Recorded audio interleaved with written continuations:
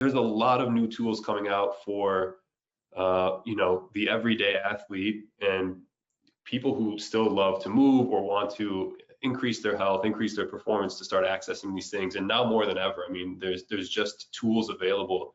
Maybe one of the first questions I want to ask you guys, as you were coaching at the elite levels, you had access to things that normal people didn't. And I think, you know, people in your shoes were looking for the cutting edge advantage to help their players. What's something that you were using, let's say 10 years ago in that role, that you're now seeing trickle into mainstream health and scalable solutions that you think is a real benefit? Yeah, I mean, there's a few things off the top of my mind.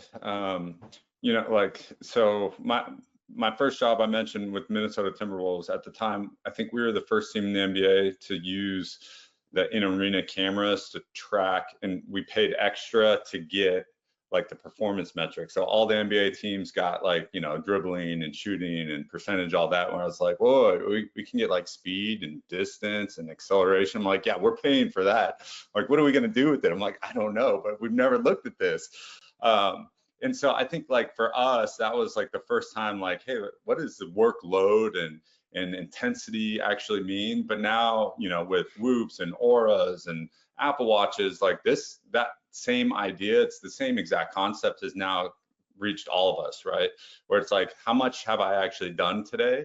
How many steps have I taken? Like the, you know, the conversation of like, how many steps have you taken? Like that has all changed in the last decade too.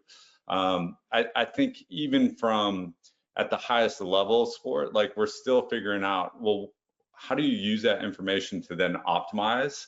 And so, of course, like we haven't figured it out at elite sport yet to a T.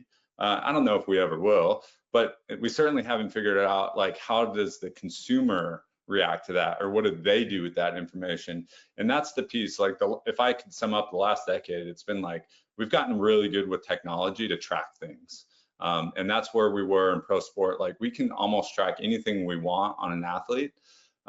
Same thing as a consumer now, we can almost track anything we want to, but it's what do we do with that information? Like, that's the next frontier, and that I think we're coming up on.